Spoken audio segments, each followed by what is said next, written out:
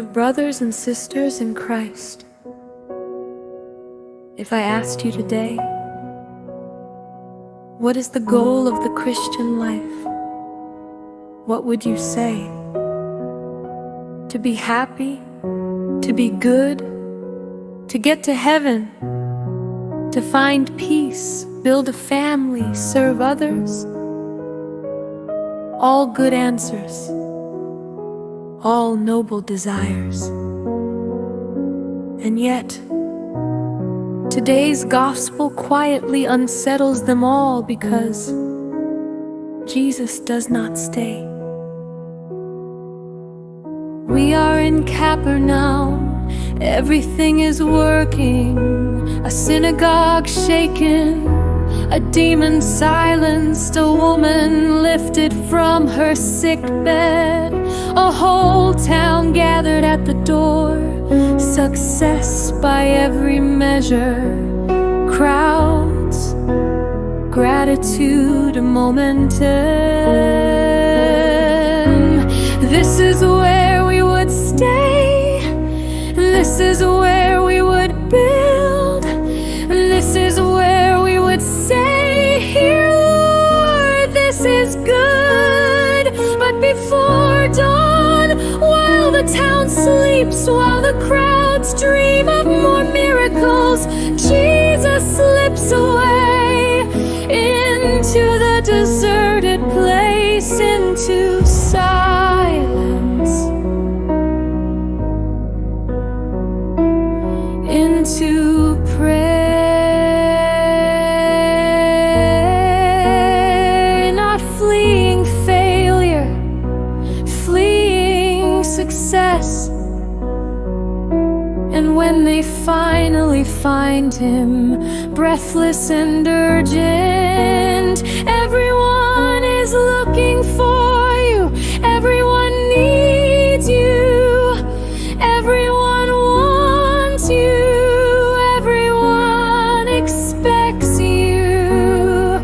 And Jesus answers with words that still disturb the church. Let us go on, not let us stay, not let us build, not let us secure this.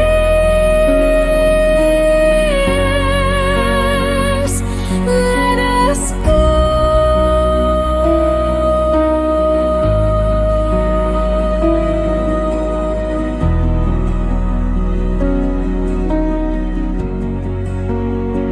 Because the kingdom is not meant to settle, it is meant to spread.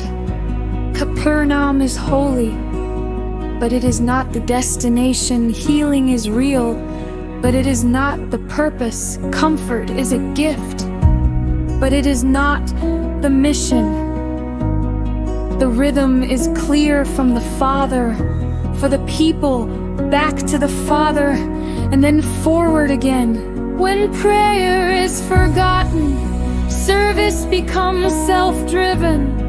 When success is clutched, mission becomes possession. Now the word turns toward us. Where is your Capernaum? A prayer life that comforts but never converts, a ministry where you are appreciated but never stretched, a faith that heals you but never sends you. Capernaum is not wrong, but it becomes dangerous when we refuse to leave it. Jesus heals Simon's house, then walks away. He frees the town, then moves on, because his love is not possessive, it is sending. Let us go on to the nearby villages, the villages that do not applaud, the people who do not repay, the places where no one is waiting at the door.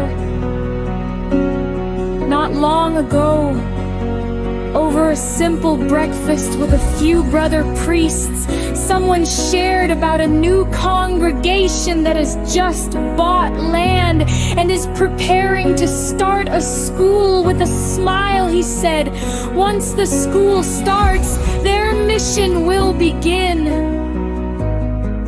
And everyone nodded, because that is how we think mission begins. When the building is up, the timetable is fixed, the fees are arranged, the structure is secure. But the gospel gently pushes back. Mission does not begin when we are established. Mission begins when we are sent. A school can be a beautiful instrument of God.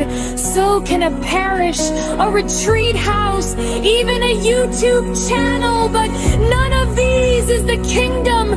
They are Capernaums. Good, holy, necessary. Yet we must be ready to leave them interiorly.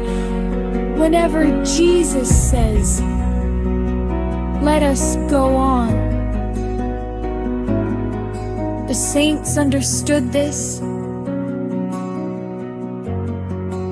Mother Teresa left a secure school and a respected teaching post to walk into the slums of Calcutta because she heard a call within a call to serve the poorest of the poor.